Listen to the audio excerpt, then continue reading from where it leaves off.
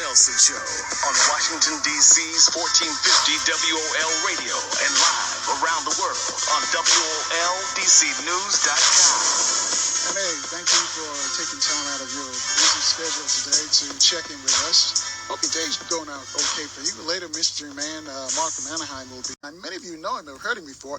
Those of you who haven't, he's a former member of many of the globalist organizations, which he talks about, which few people ever hear about. He's also both a retired U.S. Marine Corps infantry officer, as well as a retired LAPD patrol supervisor who has worked with and who has received commendations from many federal agencies, including the U.S. State Department. Since retiring, he's returned to life as his words now, a lazy surfing beach bum, where he spends much of his time coaching and mentoring young female surfers from around the world. Those are his words. That's his description. But I'll tell you this. I'll add this to it, though. Everything that he's told us over the years, and it's been decades, everything has come true.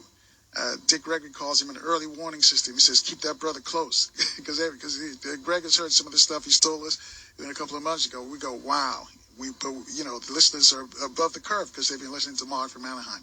Mark, welcome back to WOL Radio. Cool, Tip. How you doing, Mr. Nelson? Doing great. I'm not supposed to be on this radio show.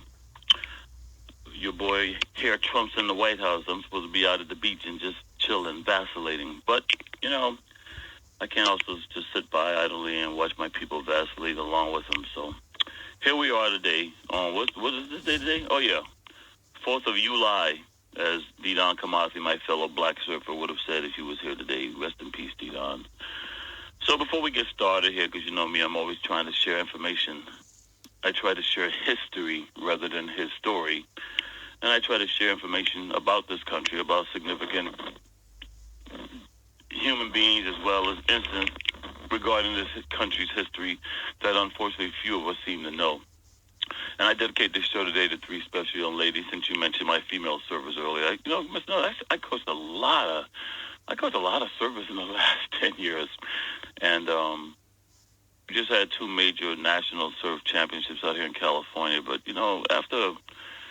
after coming on your show back in 2012 and kind of getting away from the surfers and whittling it down to just a few surfers whose families I trust enough not to falsely accuse me of anything now that I'm coming back on your radio show, I was deciding to kind of call it quits this year.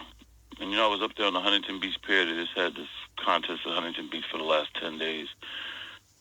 And it's amazing, Mr. Nelson, as they said, God works in mysterious ways.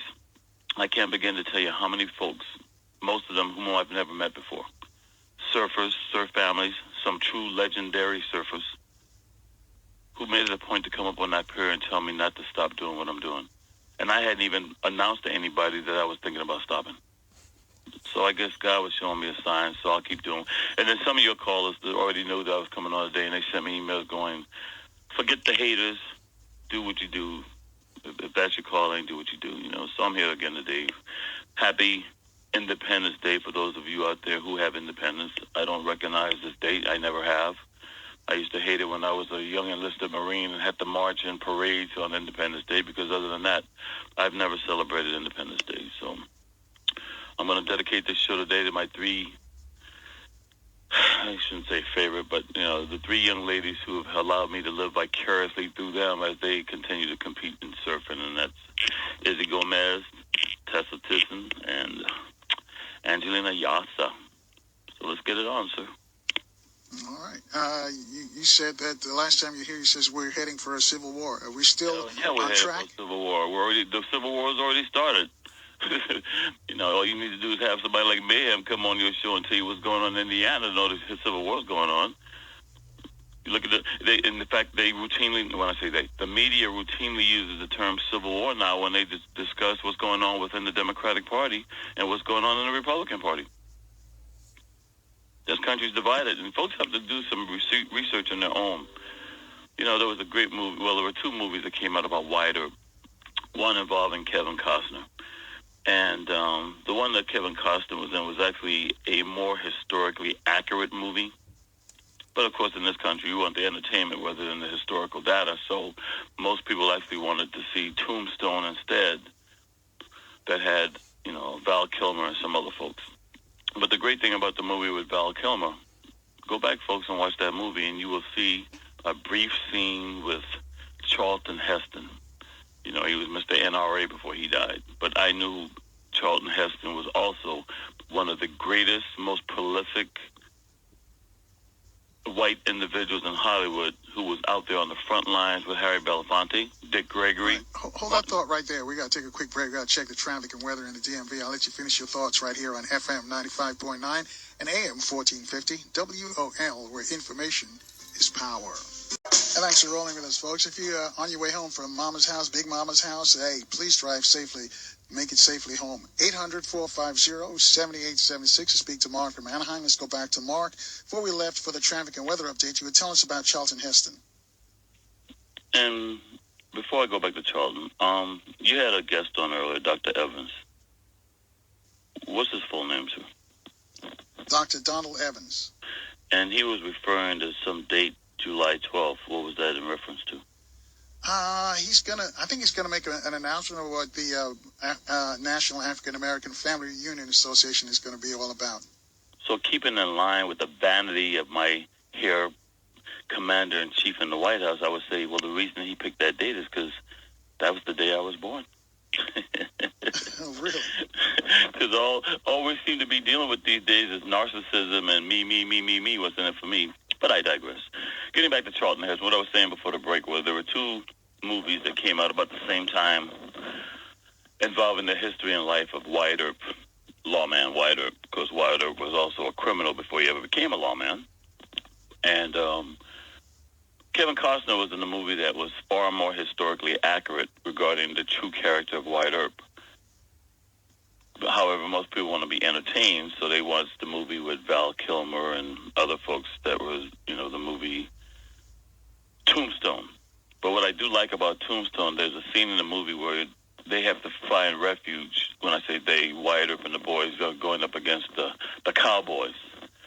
And if you notice, folks who have seen that movie, and I strongly recommend you see that movie, the cowboys all wear red sashes.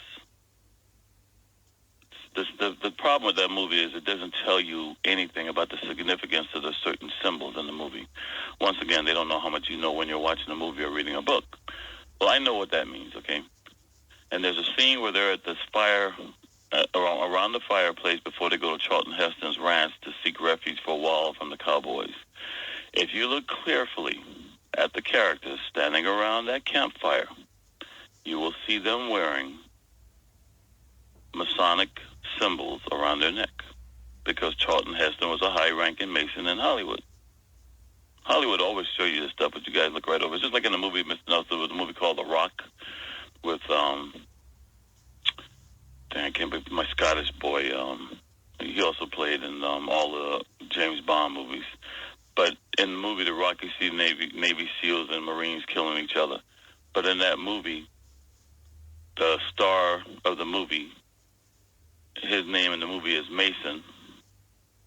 And if you look at the address where his daughter lives, she lives at, 33 is the address. So, there's always a little subliminal message. But getting back to Tombstone, the cowboys wore the red sashes. Wyatt Earp's family were hardcore anti-slavery family members.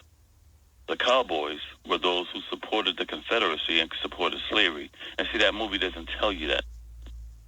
So this thing with the Civil War, Mr. Nelson, has never ended. Jesse James and the boys, those guys were just like the cowboys. They weren't actually part of the Confederate States of America Army, but they were folks who were sympathizers with the southern states. Many of them came out of the Midwest, like states out of Missouri and Kansas that didn't really go one way or the other as far as for the Confederacy or for the Union, but had some very strong opinions within the individuals in those states.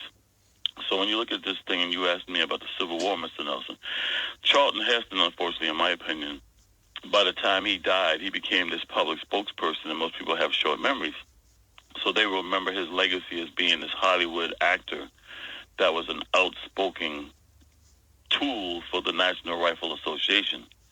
However, see, if you go back, folks, and look a little bit deeper, you will know that Charlton Heston was right there on the front lines with Dick Gregory, Harry Belafonte, Martin Luther King, and so many others, risking his Hollywood career, risking being blackballed by folks like Ronald Reagan and others, because anybody who even, and Mr. Nelson, last week was Lena Horne's 100th birthday, and Lena Horne was blackballed. Lena Horne was blackballed by some of the very same people who just put Donald Trump in the White House. This John Birch society you folks seem to be ignoring, and now they're controlling the White House, control Congress, control the U.S. Supreme Court. And with Kennedy about to retire, the next guy they put on the Supreme Court, and there will be a guy, you can kiss Roe versus Wade, the civil rights movement, goodbye. I'm just letting you know, it's coming. So when you look at the things that Charlton Heston did for the black community, it's kind of sad that by the time he died, he was allowed to have his legacy hijacked by the far-right ring, who are in bed with the gun lobbyist groups such as the National Rifle Association. But as far as the Civil War goes on, Mr. Nelson, people are dying left and right in this country, and you're not hearing about it because you're being distracted with the tweets or what the news chooses to provide you information with.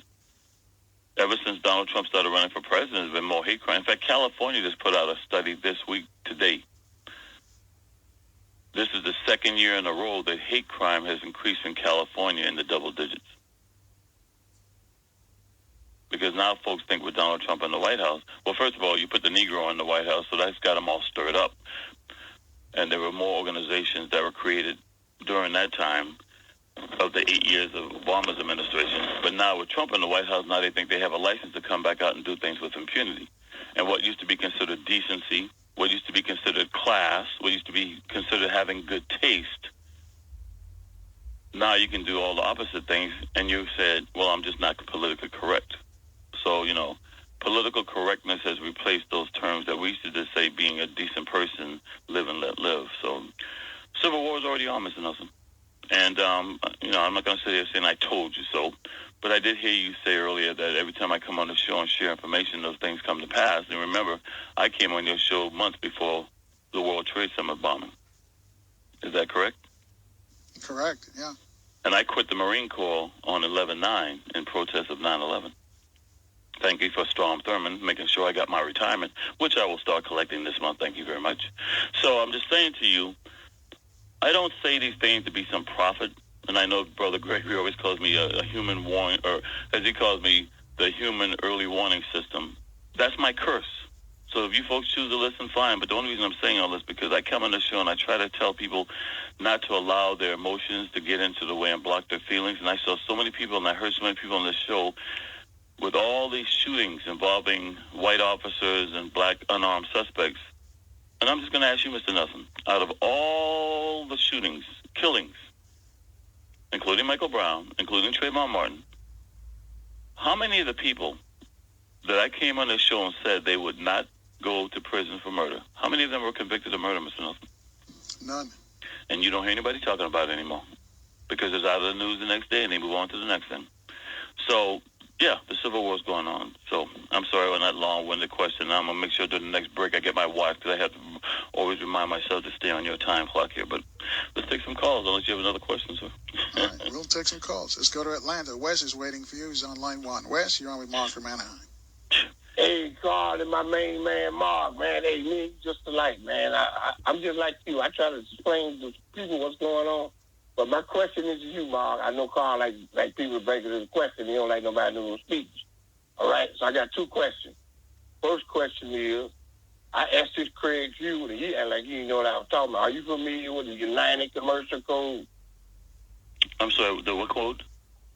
The UCC. Carl know about it, the United Commercial Code. I'm familiar with that, sir. Okay, that's good. I like that. That is that shows that we all got birth certificates and Social Security.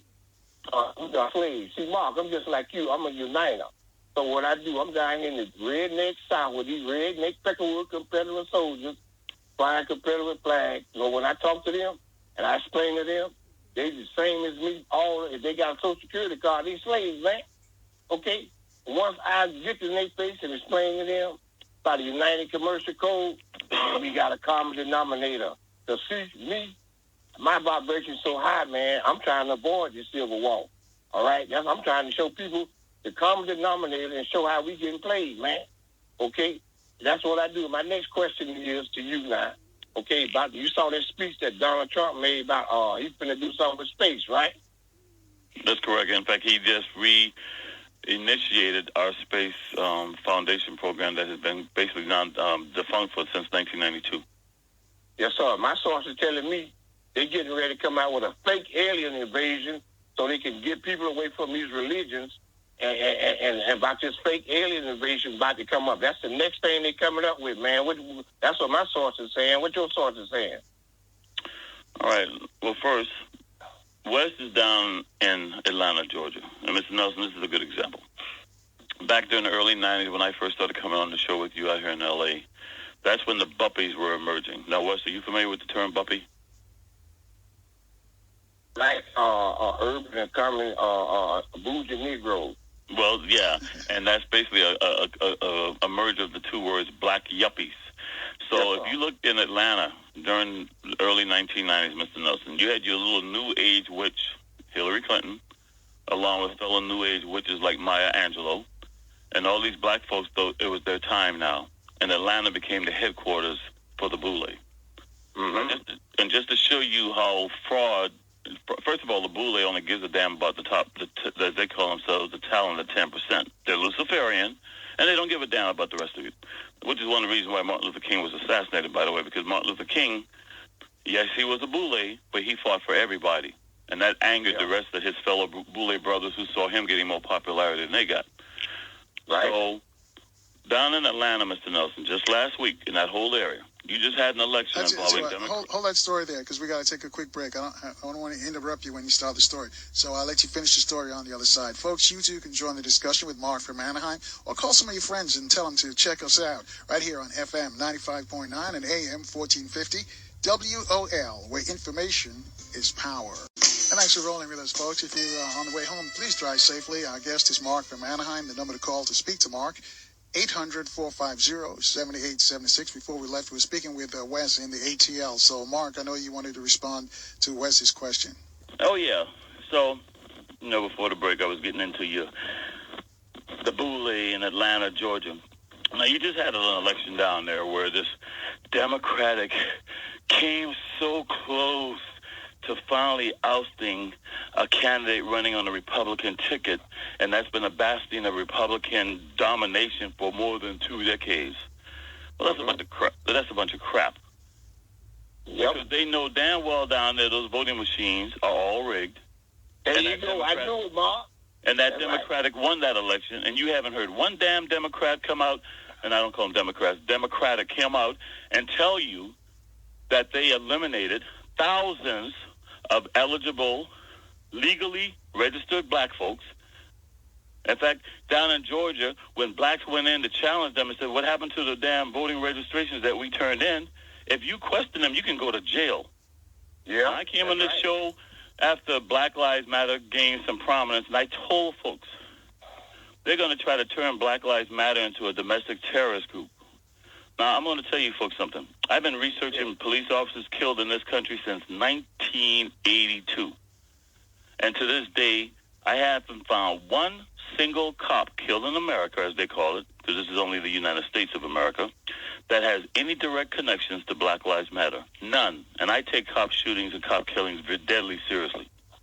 Yeah, Mark, that's the plan, man. Look here, that's the plan. Hang on, let me finish answering your question here. So the thing is, I told the listeners on this show, when Black Lives Matter started getting prominence, the reason you're going to see Black Lives Matter labeled as a domestic terrorist group, because they did something in St. Louis County after the murder of Michael Brown, which sent shockwaves through the Republican Party. Before Michael Brown was murdered, there was one black person on the county council in St. Louis. After Black Lives Matter came to town and got black folks to register to vote, 50% now of the county council is black. If Black Lives Matter was permitted to do that around this country, the Republican Party would never win another election again. And so that's why Black Lives Matter became enemy number one. So you got them scared-to-death Negroes down there who call themselves the successful Boule, whether they're in the NBA, NFL, or what other crap they pretend to be. And yeah, they can have black mayors like Andrew Young and all that. And they're not doing a damn thing about the fact that thousands of black folks had their names removed from the rosters that would have easily given that Democratic candidate the election victory he deserved. And by the way, Mr. Nelson, they did the same thing in the national election. You don't hear Hillary Clinton say one damn thing about cross-checking and how hundreds of thousands, up to millions of blacks Latinos, and Asians who are legally registered, eligible voters, and their names were removed from the roster. And now this all began back in 2000. And it's been ramped up because now you got these Republicans who own the damn voting machines. Hell, Mitt Romney's son owns the voting machines in Ohio, and you're asking if the Civil War has started yet? I tell you folks, do a little research, because there's actually a book out there called The Masons in the Civil War, and you will see, going back to what I was saying with that movie with the red sashes, wide open, the boys were the blue. The cowboys were the red. So now Brother West comes on here today, and he's talking about the the commercial code. Well, I'm not into I'm very familiar with it, but I'm not into that. But what I will say to you is he does have a good point. Most whites who came to this country originally did not come here because this was a bitchin' place to come to. They came here because they were either criminals, had been religiously prosecuted, or they lived such a miserable life in Europe that they wanted to get the hell out of Europe and come here. So you didn't have the best of the best coming here to start the so-called 4th of July nation we know today. And when they started this country, they started it based on 3 principles. Rum, which was supposed to be illegal, tobacco, which was supposed to be illegal, and slavery. And for you folks today who don't want to hear it, but I'm going to tell you, you don't hear any of these white folks or these black folks coming on radio today talking about why we should celebrate 4th of July. Do they ever tell you that one of the primary reasons why there's a 4th of July is because of Negroes? Because Great Britain had already outlawed slavery. The colonies were territories of Great Britain. These white folks in the United States that we call it today would not be able to keep their slaves anymore if they remained a British territory. And that's one of the primary reasons why they declared war on Great Britain, to keep their niggers as slaves. And you're not going to hear anybody else tell you that. And that's a fact. So when Brother West comes on here and he asks about this thing with Donald Trump's space program, these folks are not only Luciferians. They truly believe that when the aliens come to this planet, the aliens are going to wipe out all the Negroes, all the Hispanics, because the Aryan Brotherhood is the pure race, and that's who they're looking for to bring them into their promised land. And I am not making this up. Seriously. So when the brother talk about why they're all of a sudden reinstating this, the false prophets will be here before God returns. And right now we have lots of false prophets out there, and we're ripe right now, Mr. Nelson, for an apparent alien attack where somebody can bring in world peace for the world. So I'm not going to say definitively, because I don't know if that's the sole purpose behind Trump and his minions that are reinstating the space program. But what I will say to you is, while we're worried about putting food on the table, they plan on doing a reality show from Mars within the next 5 years. Wow. Wesley, you got to follow it real quick because we got a bunch of folks. Oh man, yeah, it's so much, Mark, it's so much. I'd like to talk to you, man, off the air some kind of way, man. I don't know anything. Yeah, me and you. All right, Wes, we're going to keep moving because we've got a bunch of folks who want to talk to Mark. I thank you for your call. 800-450-7876. Let's go to Upper Marlboro, Maryland. Pamela's waiting for us. Pamela's on line 4. Pamela, you're on with Mark from Anaheim. Yes, good evening to you both. And Carl, this is my first time, second day hearing your program. I heard it for the first time on yesterday. This young man, Mark from Anaheim, I have a question. What can black people do in this country, in addition to always having our cell phones ready to record, to get accountability from cops who murder unarmed and innocent brothers and fathers and sons and nephews and women? And the reason why I ask is because we just had an incident a couple of weeks ago where a black off-duty police officer was responding to a confrontation in an effort to help, and I believe it was somewhere in... And he was shot because the white guy said he thought he was in fear for his life. Well, and so let me share with you. And so he was not recognized by his fellow white officers out of uniform. But that's not true. He was told to get on the ground. Let me tell you the true story. He was recognized by his fellow white officers until another white officer showed up and thought that he was a bad guy because he happened to be black. And then after he inadvertently shot the brother, then he comes up with the story saying he was in fear for his life. Well, now, and that's the spin. That's what the phrase is always used. We've seen it with... Of course. on everybody. They say I was in fear for my life, and juries are reluctant to convict murdering cops because they feel like the cops are on their side to protect them. And so other than the videotapes, which it's hard to diffute what you see. But Well, they do it what anyway. good is a video, sister? What good is a videotape? I'm from Charleston, South Carolina. What good is a videotape when you have a videotape of a white cop taking aim and deliberately shooting a black guy in the back? And then lied and said from him. So and then lied and said that the brother had a taser in his hand. How are you going to have that conviction when nobody talks about the fact, sister, that the black cop who showed up lied on the police report to cover the white cop? So when you say what else can you do besides having a videotape of this, every one of us in this radio show today have some friends in the law enforcement community, whether we want to acknowledge them or not, friends or relatives. You hold those black people that you know as your relatives and friends who wear the badge, you hold them accountable and says, what the hell are you doing on that police department when you see this kind of crap going on and you're not standing up against it? Is it enough of them to come against the cop union, the police union? Of course. But they ain't going to do it because, especially since you live on the East Coast, you are influenced by the FOP, the Fraternal Order of Police, which is the most corrupt organization that I know in law enforcement, and they are in the bed of Donald Trump. Because the FOP, and I'll just give you one example. Mr. Nelson did a radio show back around, I want to say 94, 95. But Willie Williams was the chief here. He'd been the commissioner of Philadelphia. Well, Willie Williams ended up leaving LAPD because of what? He was always in Vegas, right, Mr. Nelson? Wasn't Willie Williams always in Vegas gambling? That's right, and they found out. Let me just make this clear for you folks. You got a man in the White House who's heavily connected with the mob, who made his money from gambling casinos. You're not going to have Democrats, Republicans, or the FOP do a damn thing for you because they're all going to his damn casinos, and he's got them all on his videotapes in his hotel casino lobbies.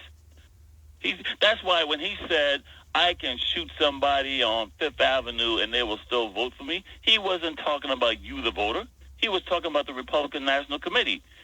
Because he's got so many of them who go to his hotels and casinos on videotape with somebody they shouldn't be with, doing something they shouldn't have been doing, that nobody's going to do a damn thing against Donald Trump. So I'm sorry, sister, to answer your question, but let me just make this very clear. Donald Trump has appointed somebody to the Attorney General's office who's a straight-out racist who loves the Ku Klux Klan other than for the fact that they smoke dope. Donald Trump has put somebody within the Justice Department that's in charge of the Civil Rights Division, and I've already alluded to gerrymandering. This guy was a master at gerrymandering to make sure that black and brown folks who would not normally vote for Republicans would not be able to vote to stop their Republicans from getting into office. That's the guy they have in charge of the Civil Rights Division. So while folks are sitting here being distracted, you don't even hear them mention the name Comey anymore, like it just went away. The primary reason why Comey's gone is not because he was investigating Donald Trump for his damn Russian connections. Wake up, folks. Let's start being adults. Comey went down less than a week after the FBI published a report saying how many white separatists, white sovereign citizens, neo-Nazis, and folks who just hate you because you are black or brown that are within the police departments. And All right, hold that thought right there, Mark. We got to take another quick break and check the traffic and weather together right here on WOL. I'll let you finish your thought on Comey on the other side. Folks, you too can chime in, 800-450-7876. All your calls next as the big show rolls on from FM 95.9 and AM 1450. WOL, where information is power. Thanks for staying with us, folks. Our guest is Mark from Anaheim. I'll get back to him in a moment. Just let me remind you, some of the people are going to be stopping by before the week's out. Holistic Dr. Scott Whitaker is going to be here. Also, former head of the NAACP, at least in Michigan, one of those cities in Michigan, Reverend Pinckney is going to join us. Those of you listening for a while, remember he called us when he was in captivity.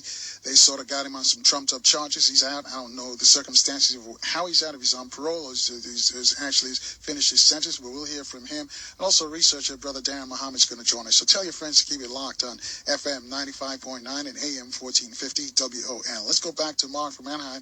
Mark was giving us the backstory about Comey, why they got rid of Comey. So, Mark, I'm going to let you finish your story.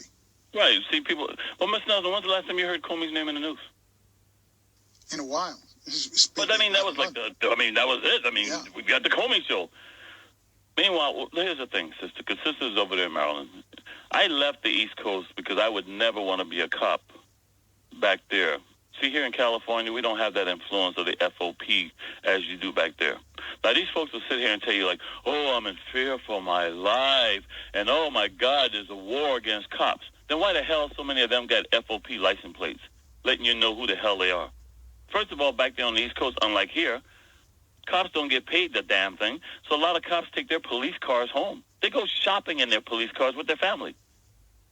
So if they're so afraid all the time, how is it everybody knows who the hell they are, and they go out of their way to have their little bumper stickers, I'm a FOP supporter. And you know why, Mr. Nelson, I never would ever put a bumper sticker on any of my vehicles that says, support the local police? Why so? Why not? Do you know where that sticker comes from? No. Those good old redneck white boys in the Klan down in Mississippi that killed the 2 white Jewish and the 1 black civil rights worker that the movie Mississippi Burning is loosely based on.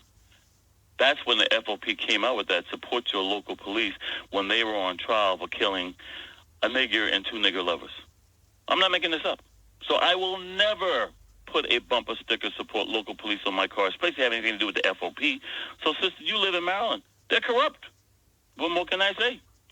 And now that Donald Trump has appointed the people who are going to guarantee that there's no more civil rights investigations of local cops, those days are gone. Because I've been spending the last 3 decades of my life telling you folks that you were allowing those days to be gone.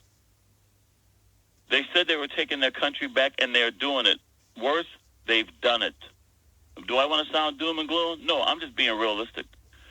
So I'm telling you, you take care of the things in life you can take care of. You take care of yourself, you take care of your family, and you let God take care of them. Because guess what?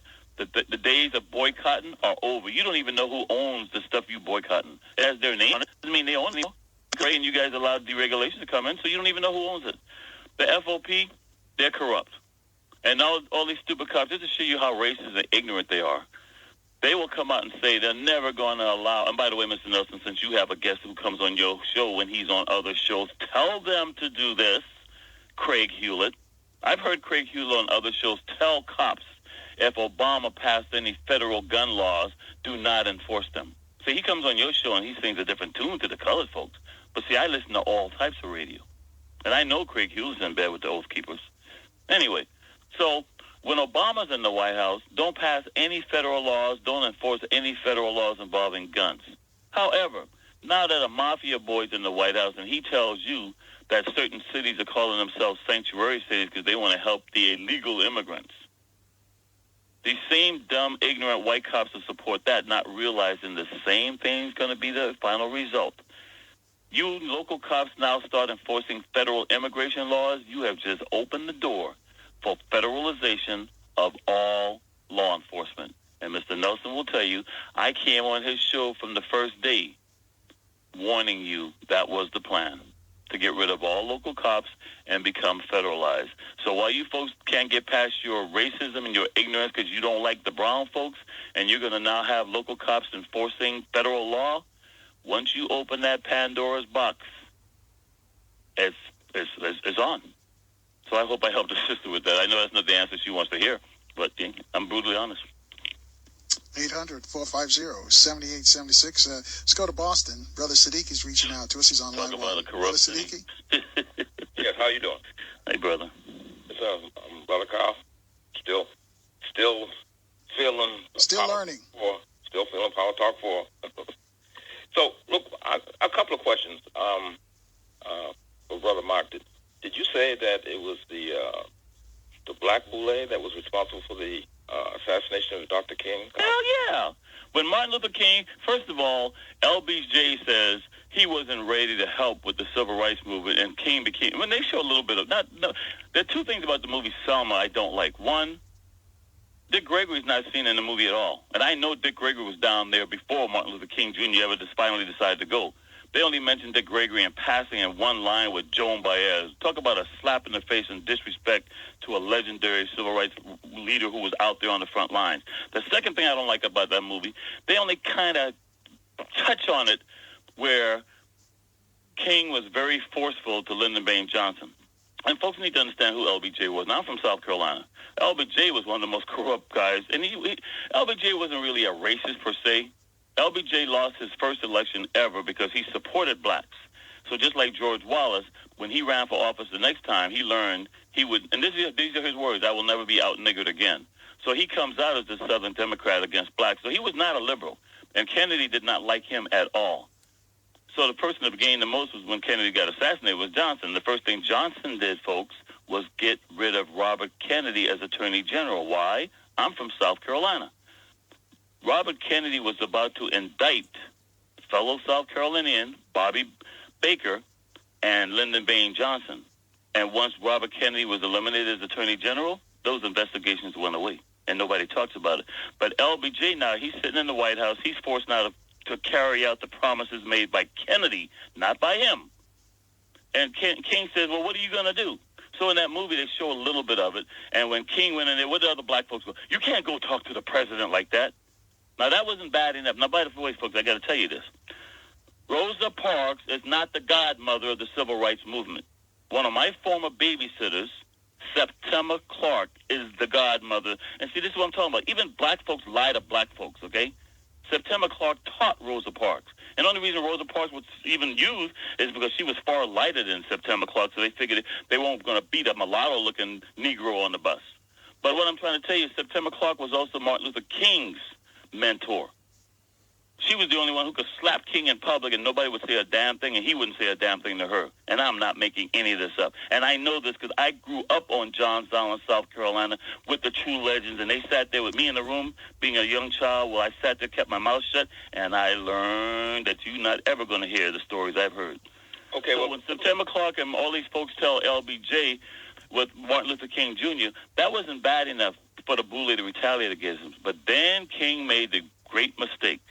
By 1968, King came out and said that the United States was the pariah and the most evil country on the planet because of what we were doing in the Vietnam War. When King said that, people like Thurgood Marshall was printed in national newspapers all over this country. Just disrespected Martin Luther King in public because now the Boule wanted to distance themselves from King. And if you look in that photograph with the three folks pointing on the balcony when King was shot, first of all, they're not pointing in the direction that the gunshot came from, and I'm from South Carolina. So Mr. Fellow Boule, Jesse Jackson, wore a turtleneck that day to make sure they didn't shoot the wrong nigger. So I hope that answered your question there. Yeah, the Boule set up King. I agree with the conspiracy. Conspiracy. Let's get something straight here. Can I just say something, please? Let's get something straight here. The word conspiracy only means two or more people planning something. It was the CIA in 1963, after Kennedy got killed, that started throwing that word out there, and I don't play that game. I just deal with facts. Well, I don't deal with conspiracies. I just deal with facts. Okay, well, let me just say this in terms of facts, that I've been involved with this whole process since the year 2000 when they had the trial when the Kings filed the civil suit down there. And so we understand the fact that in terms of the Illuminati, that first of all, when Dr. King was mobilizing to bring the march there to D.C. and talking about, after meeting with Elijah Muhammad and Malcolm X, about black folk doing for self, and then the piece that you mentioned was very key in terms of when he condemned the Vietnam War and the whole thing in terms of the industrial military complex. And so that was when he had to go. Now, if you look in terms of the trial and the transcript, all the information comes out in terms of who the quote-unquote conspirators were to carry out the assassination of Dr. King. And let me just say this in terms of what you say about Jesse. In the transcript, it mentions the fact that the person who dismissed the person there who was actually there as part of the maintenance people was told to go tell Dr. King and his people that his personal security was not needed. So I believe that he was a part of that. But not only that, what happened was King was staying at a hotel. And so the Boule put out all this propaganda in the local media in Memphis saying, wait a minute, you talk about you're down with the hood and you're staying at a white hotel? Because he wasn't even originally supposed to be staying at the Lorraine Motel. Right, I understood that. I'm just saying that I just wanted to clarify the fact that it wasn't just the black Boule who conspired. I know you don't like that term. The black Boule can't do anything on their own. They didn't run the Memphis police department. That's the point I'm making. I just want to make sure that the listening audience doesn't feel like it was the white folks also can't get away with what they're doing if they don't have black folks on the inside helping them. Okay, exactly. I agree with that totally, and that's what the transcript describes. Now, the other piece that I have, this question was when you mention, and I know I've talked on Kyle's show. By the way, I love you calling in, brother. and trust me, I enjoy you too, Mark. Cause you stimulate me every time I hear it. You know, so let me see what this brother got to say. But anyhow, around Black Lives Matter, yes, sir. The whole piece about, they were talking about it being classified as a domestic terrorist group. I don't necessarily agree with that because of the fact that I don't believe that this government felt threatened by Black Lives Matter like they did with the Black Panthers. They don't. But what they'll do is do little house Negro tools like David Clark out of Milwaukee, who should be in prison right now since he's had, Mr. Nelson, you know, we talk about black folks dying at the hands of cops. There have been no less than 7 people who've died in Milwaukee County, you know, and where David Clark is in his county jails, and nobody's talking about it. But anyway, Clark comes out, and he's the one who said that Black Lives Matter should be declared a domestic terrorist group, not because they are a threat to the government, folks. Brother, you got to understand something. It's to the listening audience. You got these white folks out there who are confused just as much as the black folks. So when these white folks are listening to Mark Levin and Alex Jones and all this, and they've got a brother who comes on looking like you and I do, and he's telling you that Black Lives Matter is a domestic terrorist group, that's who they're targeting. Black Lives Matter is no threat to the federal government. They can get rid of Black Lives Matter today. I just want to make it clear that folks understand the fact that with the mission statement, the government never considered Black Lives Matter to be a threat because they're nothing. No. They have a homosexual agenda that they're pushing, and they're using the black struggle as a smokescreen to cover that. So when you got Absolutely. George Soros in there, and plus, they did the same thing during the feminist movement. Yeah, and when you got the couple of the founders there, and look, I'm not homophobic, but I mean, Miss Cullors, you know, she just got a $500,000. 2 months ago, got a $500,000 grant from the Casey Foundation, and Miss Gaza got one for $500,000 from the Ford Foundation. So if they're getting that kind of money and they're a 501c3, then they're definitely no threat to this government. And that the very piece of that knucklehead brother you're talking about put out there was nothing but a propaganda piece that was meaningless. So the bottom line now is hang on a second, Brother Siddiqui and Mark, too. We got to take a quick break here. We're reaching the top of the hour, so we let our stations identify themselves. Folks, you too can join the discussion. Reach out to us right here on FM 95.9 and AM 1450, WOL, where information is power. And thanks for staying with us, folks. Our guest is Mark from Anaheim. I just want you to call a couple of friends and call them up and tell them to listen to Mark from Anaheim and you can guarantee they're going to hear some things they've never heard before. Before we left, we were speaking with Brother Siddiqui in Boston. So, Mark, I think you were going to respond to Brother Siddiqui finish his question. No, Brother Siddiqui, he was going to finish something there.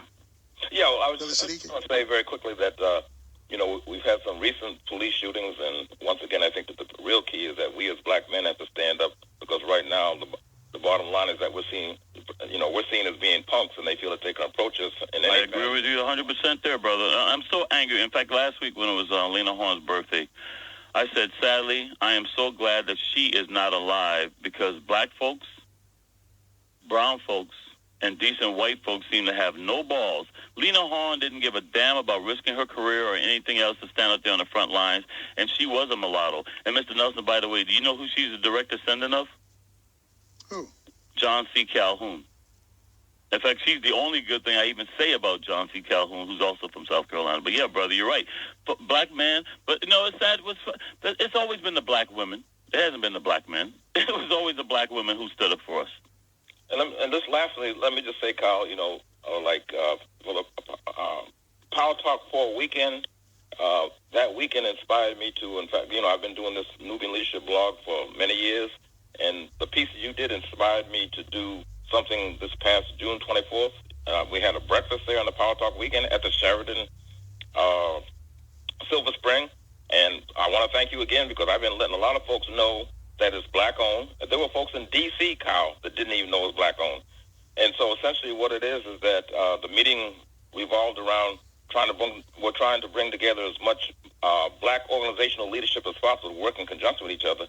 And I would invite Brother Mark to give us a call, because we'd like to have you involved in that process. So you can reach us at 202-540-0267. That's 202-540-0267. And 202-540-0267. Yes, sir. And Kyle, just a reflection of how important your show is, because this is the one show we know that we can reach folks with the type of consciousness that's necessary to properly make this happen. Really appreciate it. All right. Thanks, brother. Thanks for the call, brother. Mr. Nelson is really sad because what the brother just alluded to there is very, very important. I had a surf contest last week, and on last Sunday, well, we were getting ready for the surf contest last Sunday, and instead I drove 45 miles, Mr. Nelson, just to have some smoked lamb tacos. And the reason I drove 45 miles, because I drove to South Los Angeles. It's probably going to be my last time ever being able to eat at a restaurant called Revolutionary. That brother came here from North Africa, opened a restaurant, became very popular, and now with gentrification, that building's being sold. He couldn't raise the money to buy the building, and he has no idea where he's going to go. In fact, if he's not already out, as I'm talking to you right now, within the next week, his restaurant is gone. Another black-owned restaurant. USC students love that place. Now, at least they still have one of their catering trucks they got to carry around. But as far as the restaurant goes, Mr. Nelson, another black-owned where conscious people of all ethnicities from around the world would come to meet. And I almost cried, man. I went down there last Sunday, and I took photographs of all inside stuff, and some deep thinkers, revolutionaries, and it's gone. So, folks, please, you got to support family-owned businesses. But I'm sorry. All right. 800-450-7876. Let's go to Indiana. Mayhem's waiting for us. Oh, damn. I was just talking about the brother, man. Hey, what's going on, Mark? How you doing, man? Come on, man. You can see the writing on the wall. First, you put the knucklehead in the White House who just wants the attention. And as Gore Norker said, we don't need somebody to replace Obama who's got any brains. We just need somebody with an IQ high enough to sign what we put on his desk. Now that he's done that, now you paint him out to look like he's become senile, because the whole plan all along was to put your boy in there as the president. Hey, let me ask you something, Mark. You hitting on everything. I just want to run through and let you vent, because I've been hitting all along about your boy. I give him a hard time because I know he's down with the cult. Your boy Craig Hewlett. Oh yeah, because his boy died in Chicago. I forgot his name, the Congress cat that he used to brag about, always talking about. But anyway, hey Mark. By the way, but since you said that, bro, this is very important. And folks, listen to me, because I won't lie to you. Professor Griff from Public Enemy is down with him too. Yeah, he was on Alex Jones. There it is. Anyway, there it is. Hey man, let me ask you something. The last two presidents, did they use magic on people? Yes, we can, and let's make America great again. And then when people wake up, they don't want to say, "Hey, I was duped," and have that hatred in them. You mentioned our revolution we always been saved by black women. So why do black men hate black women so much?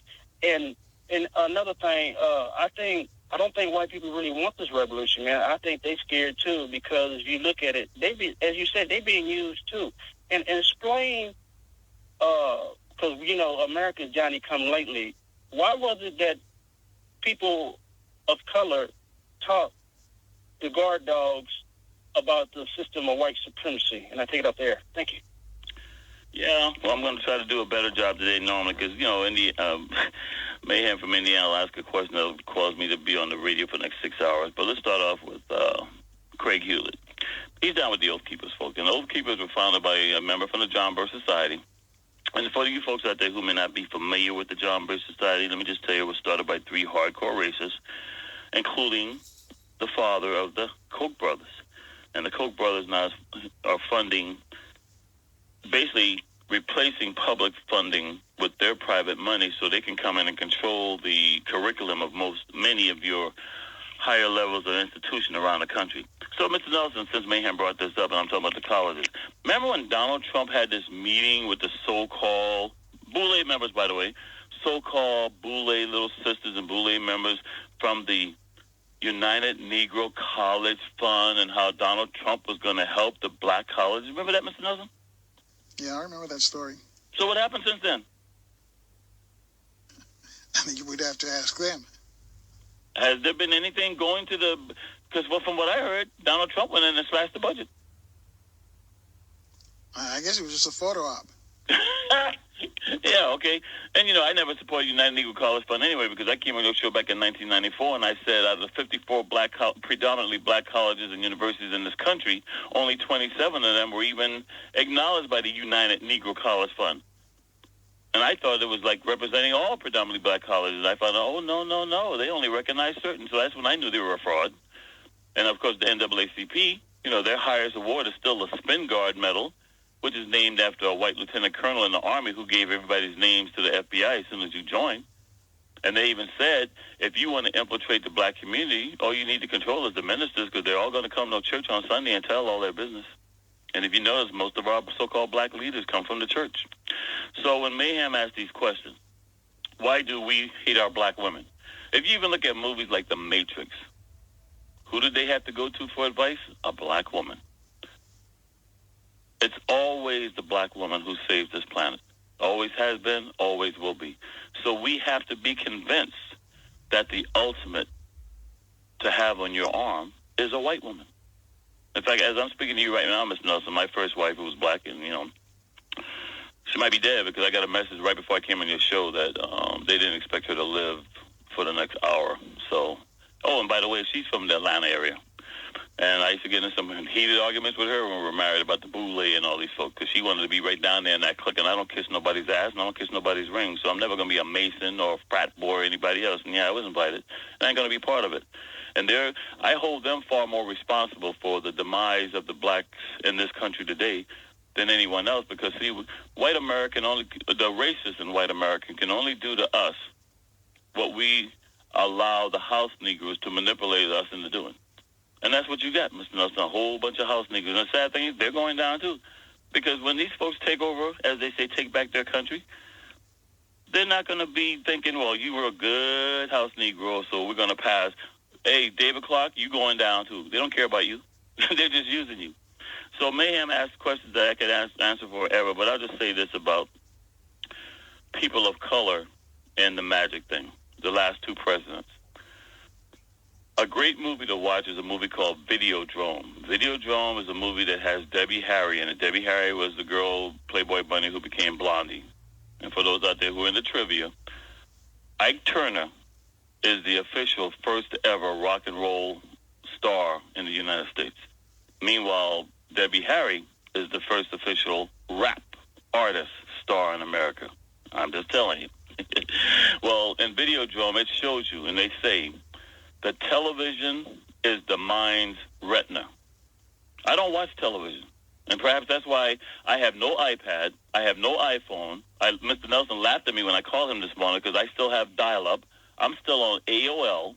Never had a smartphone. Don't have satellite TV. Don't have cable TV. And yet folks are coming to me for answers. When you get all this high-tech crap, you need to cut that garbage off because it brainwashes you. It also hypnotizes you, and you're not even realizing it. You're watching that bounce and scream all day long and being put into a hypnotic trance, and yes, Mayhem is after. Mayhem already knows the answer. He just wanted to hear how I was going to answer it. But yeah, magic has been used for years. Hollywood comes from the term hollow wood. Merlin the magician used the hollow wood to cast false images. And they've captivated all of us through television. And now you guys are focusing even more in the center of that screen because you're watching small televisions on your iPads and iPhones. And pretty soon you'll be watching a Dick Tracy watch. So I hope that helped answer the question, Mr. Nelson. All right.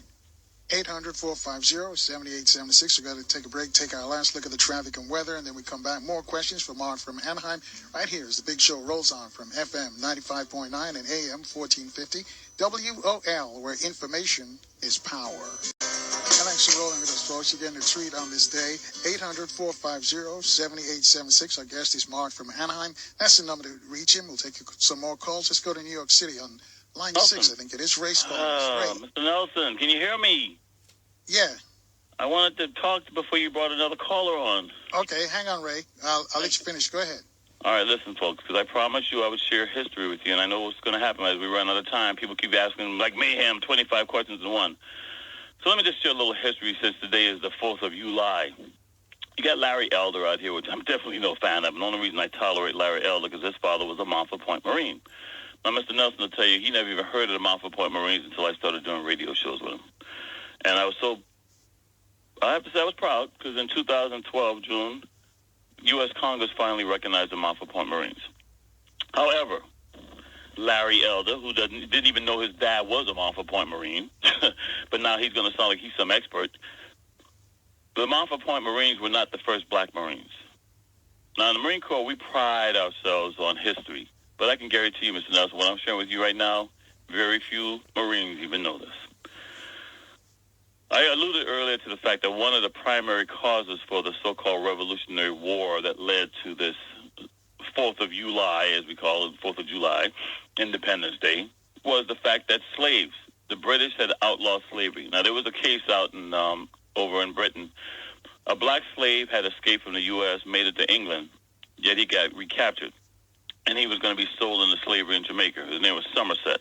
So for you folks out there who are researchers, just look up the Somerset slavery case because his lawyers argued in court.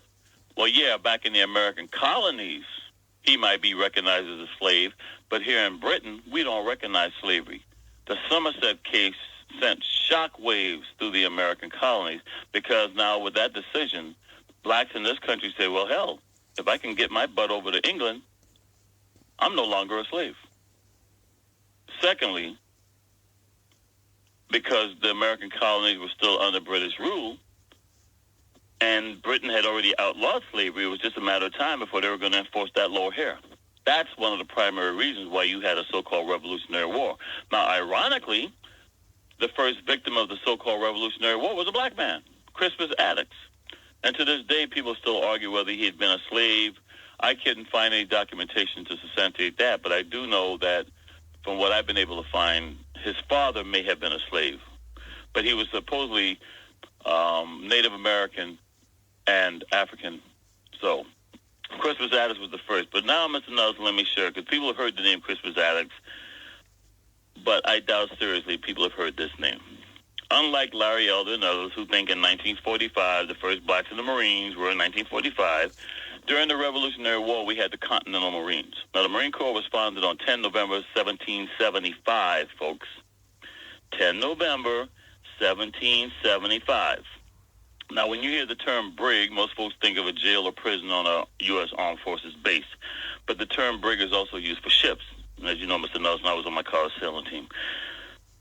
In the Delaware Bay, they had a blockade. The British had a blockade. And there was a battle that was called the Battle of the Turtle Gut Inlet. In fact, there's a plaque and monument there today. Well, during that battle, the first New Jersey casualty in the Revolutionary War was this lieutenant. His brother was the captain of a brig ship called the Reprisal.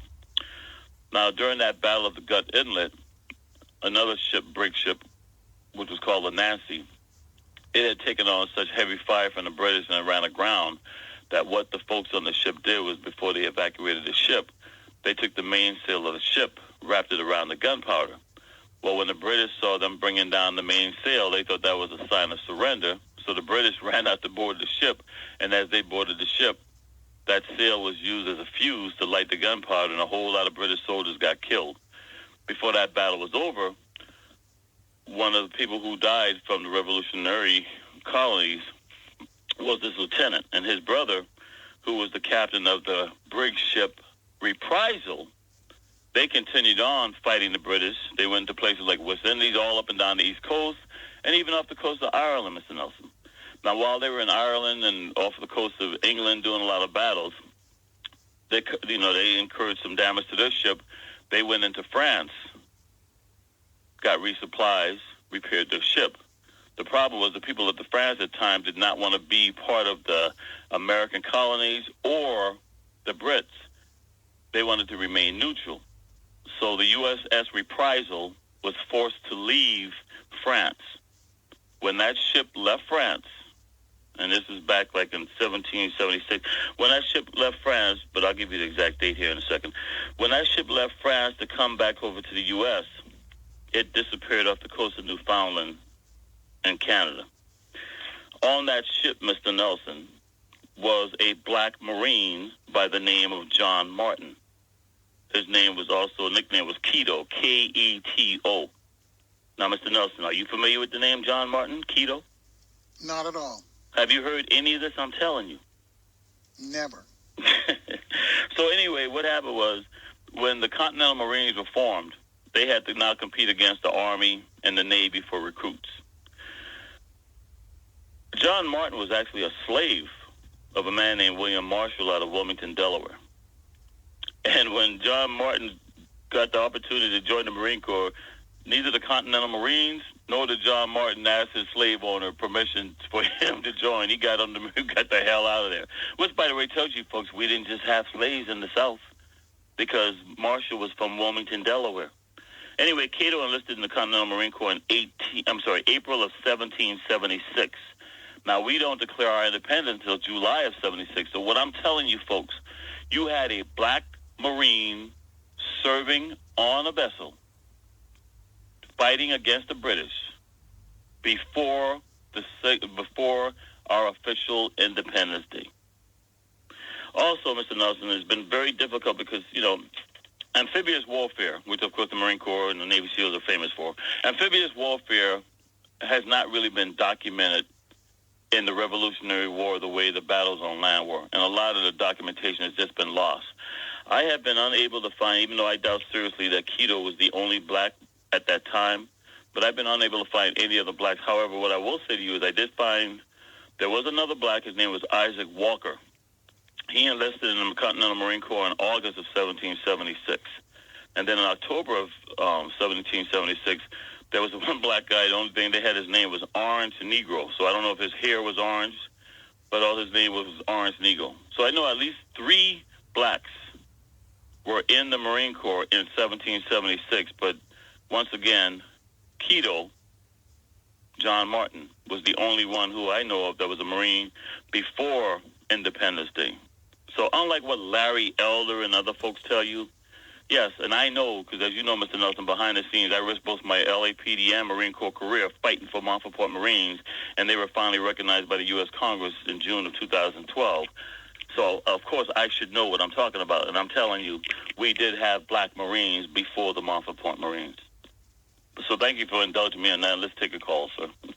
All right. As mentioned, Ray's been waiting for us for a while in New York. Ray, you're on with Mark from Anaheim. Right, thank you, Carl. Mark, before I get into it, say July 4th is also the day in New York State, 1827, when they gave black people freedom in New York State. Also, there was brother, before you go on, unless I'm mistaken, now have you ever seen the movie with William DiCaprio, where they show the Irish gangs in New York City during that time period? The movie The Gangs of New York? Yeah. I've heard of it. I have it around here. Being that you're from that area and you talking this history today, I would highly recommend you see that movie, and everybody see that movie, because that movie shows you not only what was going on with blacks being freed and the Civil War and all this other garbage, but also it shows you how those folks refused to enlist in the U.S. Army to fight for the North. Referring to the Irish gang, the Irish draft riots?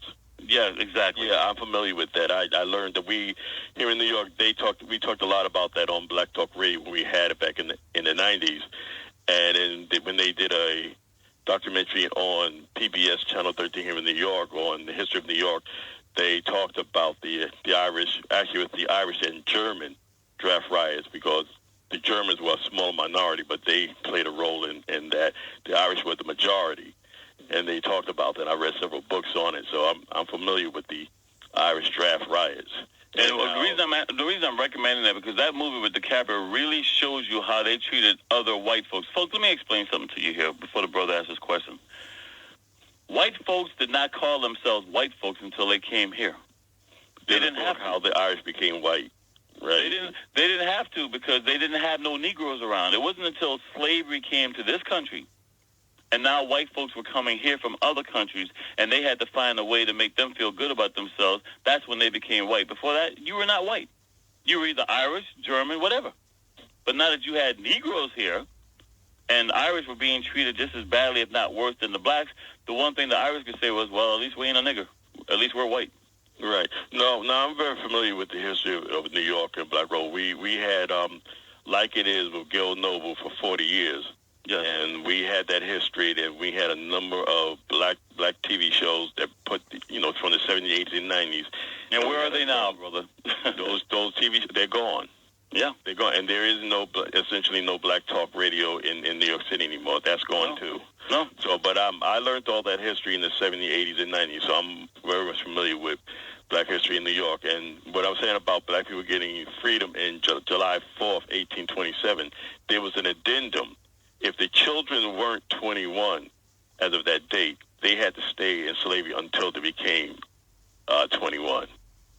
So hold that thought right there, Ray. We got to take another quick break. I'll let you finish your question or your comment for Mark. Folks, you too can join the discussion. 800-450-7876 is the number to call to get you in. We'll take your calls next on FM 95.9 and AM 1450 WOL, where information is power.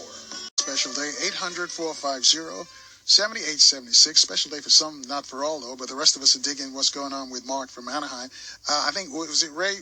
Ray was to get ready to say something or pose a question or make a comment. So, Ray, we go back to you in New York City. Telling the addendum, then I'll ask a question, that the children had to stay in slavery until they became adults.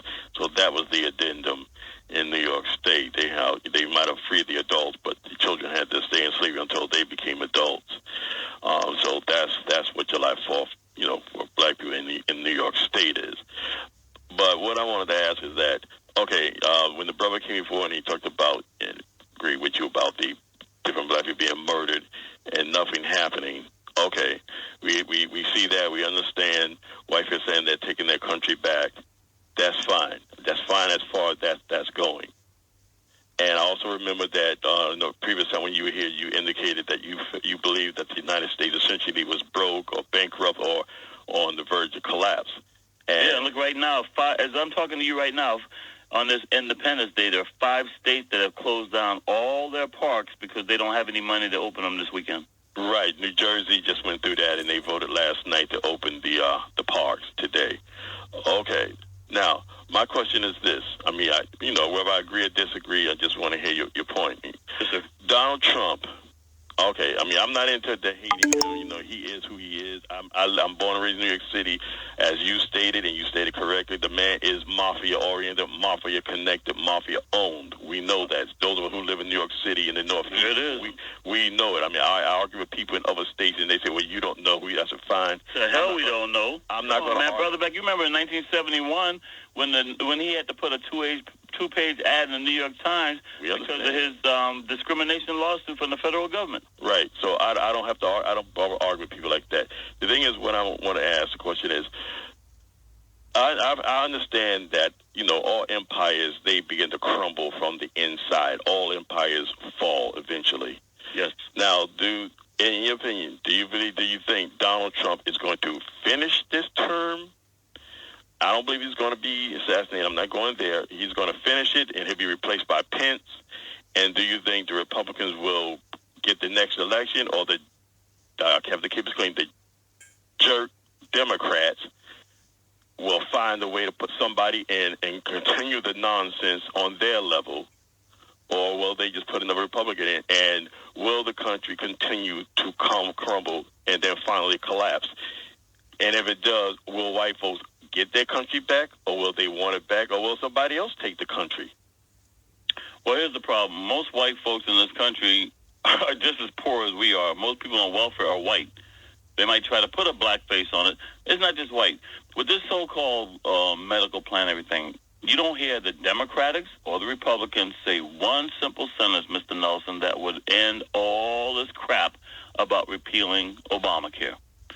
There are thousands of U.S. Armed Forces veterans and their families who will lose their medical plan if that's repealed. And nobody's talking about it, because you know how these folks love to say, thank you for your service. I hate it when they tell me that crap. They thank you so much for your service that right now, as much as 40% of active duty military, as they call it, because I don't use that term, qualify for food stamps. I can take you on any U.S. Armed Forces base in this country, and you will find a WIC office. Okay? And it's embarrassing for them, so a lot of them don't even go in and collect it because they're embarrassed to go in to collect it. So, brother, when you talk about the whites, most whites in this country, to divide and conquer, you have to play on the fears and some of the racism of white folks because they don't even realize they're the niggers too. That's what the Irish. That's what I'm saying. The Irish knew that when they got here. The Irish, when they came here, they were like, "Whoa!" And most folks don't even know. Guys like, we always say St. Patrick's Day. Most Irish don't even know St. Patrick was a slave. He was held as a slave for 7 years. So white folks have no problem rounding up other. In fact, the term slavery comes from Slavic. I know. So white folks in this country don't seem to understand. So when they see somebody like a Donald Trump who's lying to them, because see deep down inside, they like the fact that there's a white guy who's a racist, a misogynist, but he's got money. So deep down inside, they want to be just as he, because hopefully they think they're going to win the lottery, and then they can say or do whatever they want. And it's not going to happen. We all know that. Ray, let me jump in here for a second and ask a question about the military, because I saw a report once, Mark, just recently actually, that foreigners who enlisted in the military with the hopes that once they've done their service, so they'll come out and become citizens. And some of them, I understand, are getting deported. Is there any truth to that? Have you heard that? Some of them. There's an official Facebook site. I didn't join Facebook until 2008 when I quit LAPD.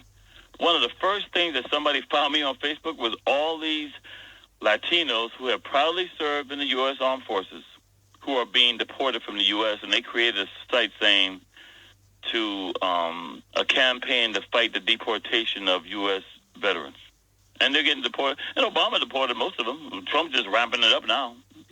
So these guys, right now as I'm speaking to you, at least 35% of all active duty personnel assigned down here at Camp Pendleton were not born in this country. And folks in this country don't even realize that. So what I said, these guys proudly serving with the hopes of getting their citizenship, and it's not an automatic and it's not a guarantee. Now, what I will say to you is many of the folks that are being deported have committed a crime. Many of them is not even a significant crime, but it's just an excuse to get rid of them. After they've served this country proudly, that's the thanks they're going to get. They're getting deported. But to go back to the brother when he was asking the question and talking about Donald Trump and all this stuff, it's really interesting because I came on Mr. Nelson's show back before the elections, and I had to remind folks, one, I didn't vote for either one of these jerks, but two, Donald Trump and Hillary Clinton are related by blood. I don't give a damn who's in the White House. Whoever's in the White House has more royal blood than the other person he or she's running against. Hell, Obama's related to Dick Cheney. I'm not making this stuff up. So Donald Trump's in the White House. I came back on and I told myself, and brother, I don't know how long you've been listening, but here's the thing. Mr. Nelson and I have a thing going on. I have been accurately predicting who was going to be the president in this country since 1976 when Jimmy Carter. This is the only election where I never gave a prediction because there's something terribly wrong with this election. And I firmly believe that Donald Trump did not only not win the popular vote, he also didn't win the Electoral College. But having said that, I also stated I do not see Donald Trump finishing his first term. Okay. And I think they're already laying the groundwork to tell you that he's senile so that he can end up resigning because they wanted Mike Pence in all along. They didn't vote for Donald Trump, just like they didn't vote for Mitt Romney. They voted for, Sarah Palin or, back when Mitt Romney ran, they voted for Paul Ryan. Right, and then when McCain ran, they were voting for Sarah Palin. Right. They didn't vote for Donald Trump. They want Mike Pence. Correct, sir. You're correct in all of that. You're correct. That's exactly what they did. Yeah. So before I go, can you answer about the country collapsing and white folks not getting the country back and who will take it over? Well, white folks are getting the country back, but white folks are getting the country back, but it's not the white folks who we're looking at every day when we go to work. The oligarchs of Russia are in bed with the oligarchs in the U.S., who are in bed with the oligarchs in Great Britain, who are in bed with the oligarchs all around the world. And the problem with them is they want it all. In the meantime, the economy is going to collapse because when I can go down to Long Beach and L.A. Harbor and look at thousands of cars sitting on the dock that no one will ever be able to afford to buy, we've got a problem. Now, if white folks in this country are so silly, Donald Trump is lying and telling them he's going to bring back the coal mining jobs when, first, one, the vast majority of coal mining jobs have been replaced by machinery, and two, he's promising them a $12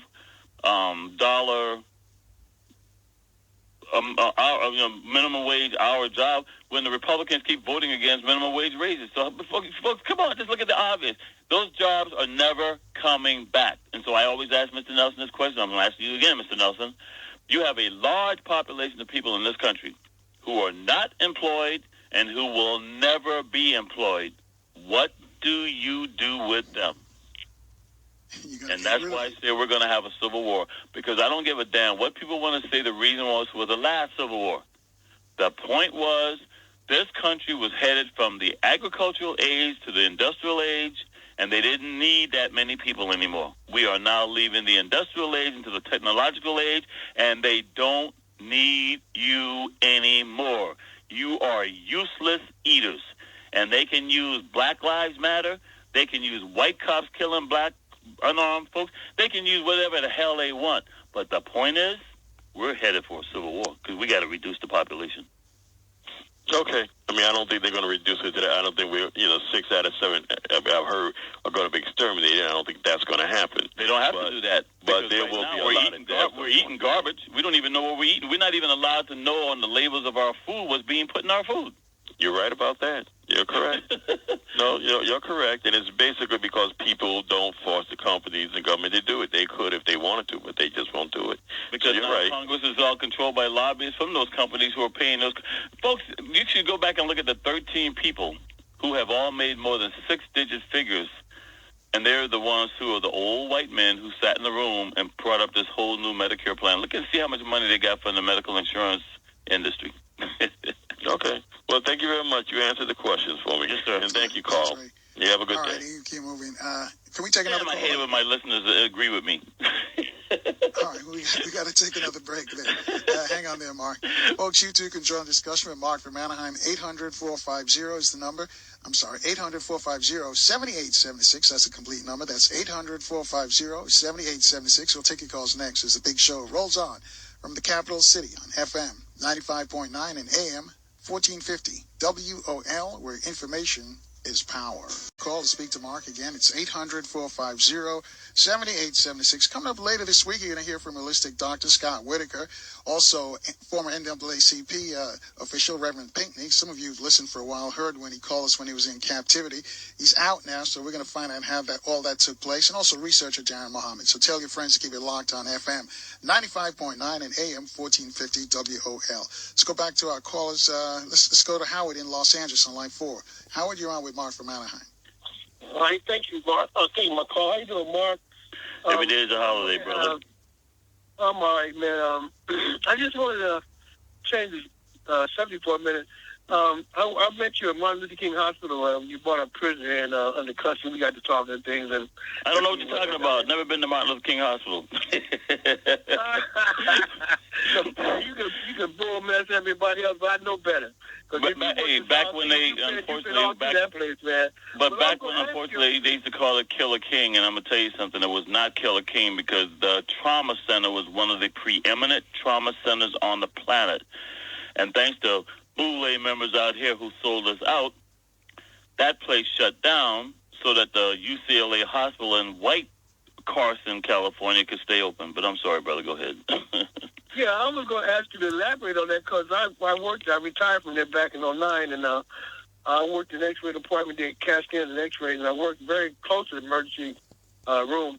And I thought that we really were set up to fail. That's my opinion, and because... Of course you were set up to fail. King Drew. Yeah, we set up to fail. You know that. But what I was going to say, because they really want to straighten the place out. You know the whole service thing. If you want to know the truth, you ask the grunts. You want to get shafted, you ask the officers. They went around and asked all the administrators what they do to straighten. They didn't ask me nothing, or either my other fellow co-workers. And also, there's like a conspiracy anyway. Not only King Drew was shut down, but wasn't the hospital in Philadelphia that was shut down in certain community too? And I believe in St. Louis, Holman G. Phillips was shut down. What happened at King Drew? And by the way, you folks don't know it there because Mr. Nelson, this is really sad. Every year we have what's called the Nick Baldwin Memorial Surf Santa Monica at Inkwell, and it's called Inkwell because that was the only place that blacks and browns were allowed to go to the beach here in LA County. I was at that function 2 years ago and met a young lady who's a nurse. and she went to Hampton University. Now, isn't Hampton University a predominantly black college? Yeah. She got her nursing degree from Hampton University at a predominantly black college, and when I asked her who was Charles Drew, or why King Drew Medical Center was named after Charles Drew, she didn't even know who the hell Charles Drew was. So this is an example of what I'm talking about.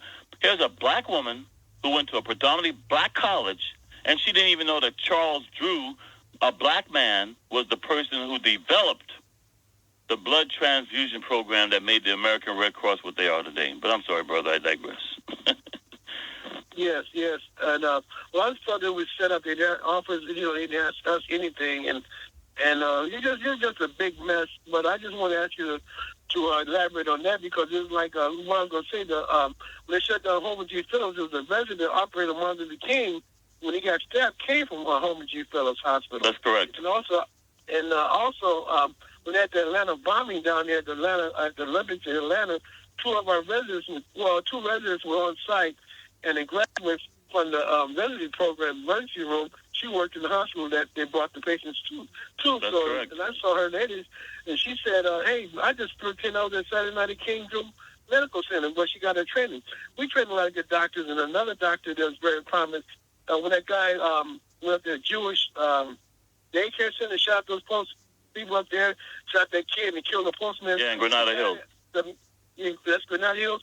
Well, the doctor that operated on that little kid was waiting for his results from the boards to come out, and he up there got the kid together. Because those doctors up there, they couldn't handle the gunshot wound. Well, not on that, brother. You have to remember, when you go back to the Persian Gulf War, most of your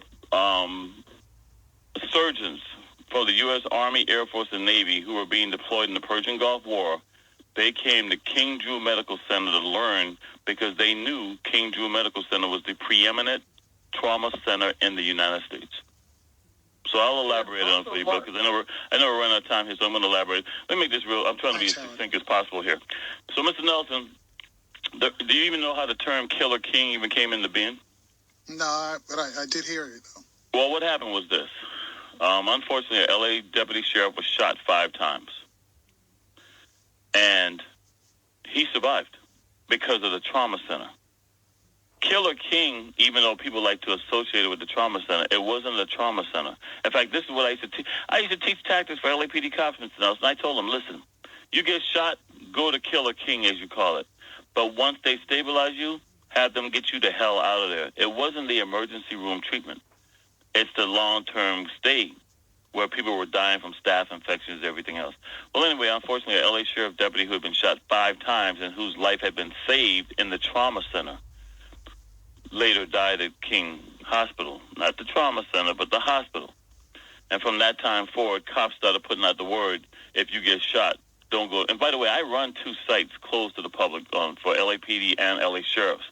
And I posted what I'm sharing with you right now. Not one damn person has said a word, because they know I'm not going to share information I don't know what I'm talking about. They may not like me. In fact, some of them even hate me. But they read what I put out there because they know I'm not going to lie to them. Well, that's how Killer King got his name. And it's really sad, because what the problem was this. With all the corruption going on in this country, and with everybody's pensions being stolen by gamblers, because everybody's addicted to gambling. When I go to surf contests now, I never tell people who are going to win, because I used to just have the conversation not knowing that these folks would listen to me and then run down on the internet and gamble on sites in Japan or Australia. Because I usually accurately predict who's going to be the winner of the contest. I don't gamble. Never have, never will. So you got gamblers. You got a gambler in the White House. Everybody's gambling away our pensions and everything else. Wall Street is nothing but the biggest Ponzi scheme on the planet, and it's a gambling. That's all it is. It's a Wall Street is a damn gambling casino. Well, King Drew Medical Center, L.A. County had overspent so much money they could no longer afford to have USC Medical Center, King Drew Medical Center, and the UCLA Hospital. For you folks who don't know this, when you watch the soap opera General Hospital, that's the USC Medical Center. So the plan was to shut down the UCLA Hospital in Carson, California. And those white folks over there going, no. You ain't bringing all these Negroes from Watts. You know, we're not going to take our family members to Watts to get treatment. And so a certain county member whose friends and her family listen to this radio show. She said she inadvertently voted in the wrong way that she had planned, and they shut down King Drew Medical Center, and now it's gone. Never did return. Sad story. 800-450-7876. Howard, we thank you for your call. Let's keep rolling, though. Mr. Francis is calling us from Columbus, Ohio. He's on line 1. Mr. Francis, you're on with Mark from Anaheim. Mark from Anaheim. How you doing, sir? Every day is a holiday, sir, and I'm just going to say, this man lives in the state that Mitt Romney's son owns the voting machines, and people wondering how Trump won the damn election. Give me a break. Well, I wanted to get you to talk a little bit about the Second Crusade. You know, like what you see coming down the pipeline as far as Trump's plan for all these Muslims, and also, also when you guys talk about the 100 HBCU presidents went down and just took a picture. A lot of these pastors got played too when they went into the White House. You see a lot of those guys went into their room with Trump, and now they went back to their pulpits, basically, validating that this guy is the second coming of Christ or something. Like how great he is and how many great things he has in place for church and for evangelicals. All right. Get off the phone before you get in trouble. Yeah, I know who that is, and I'm going to be very careful because I don't want to get him in trouble. Mr. Nelson, here's the problem. As I'm speaking to you, and once again, I had no idea he was going to call in, but this is the curse I have. During a break, I went to my shelf and I grabbed a book. I know this brother doesn't have this book, but I want him to find this book. It's a book called En Route to Global Occupation. For all you listeners out there, write this one down. En Route to Global Occupation. The author is Gary Carr. Last name spelled phonetically, King Adam Henry.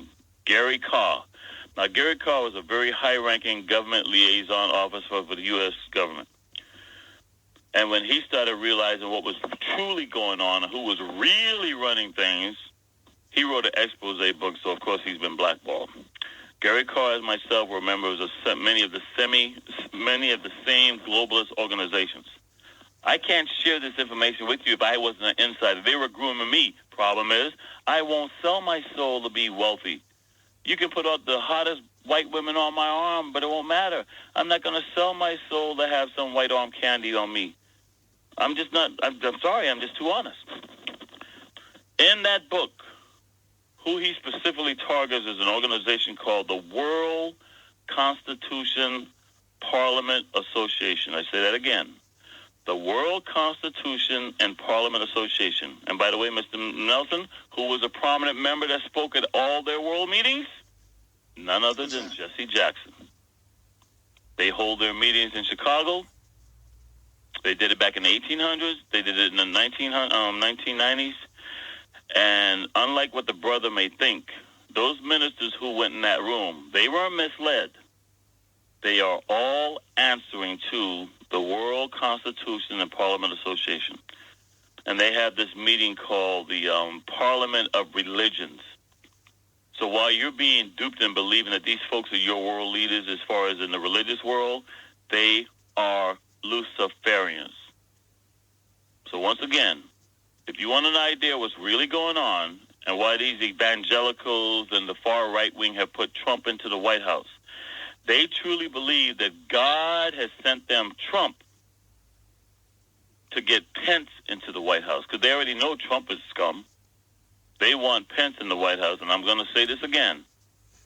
Pence is the most dangerous elected official in this country, second only to Ted Cruz.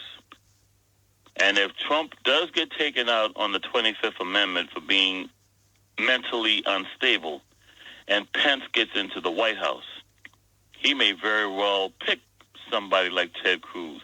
But since Ted Cruz is not next in line to be president, it may very well be Pence and Paul Ryan running this country. And all I can tell you folks is you better start watching The Handmaid's Tale, because that's their plan. And these radio shows we're doing now will no longer exist, just like the brother from New York earlier who said he learned all this history from TV shows that no longer exist. And I won't be doing radio shows anymore because I'll have to be taking care of myself and my family. I'm just letting you know, it's coming. You mark my words, it's coming. So, brother, I'll talk to you later when it's safer, and I have to be careful on that one because I don't want to reveal who he is. But I'll just say this, Mr. Nelson. For your listeners out there, and I know we're running out of time, if you want to find me, just come on Facebook, Mark from Anaheim, Political Sarcasm 101. That's a fan page, not a group site. But more importantly, what this brother just said, find that book, En Route to Global Occupation. You can probably buy it for 50 cents now because nobody wants it. But this book tells you who Jesse Jackson is and all these different world leaders, including the Dalai Lama and everybody else. How do I know? I was a member. I was on their mailing list. They told me exactly what their plan was for world domination. All right. We got to go. Thanks, Mark. Thanks for joining us. All right. Folks, we're out of here. We're running out of time. Stay strong. Stay positive. Stay in the light. See you tomorrow at 4 o'clock right here on FM 95.9 and AM 1450. WOL, where information is power.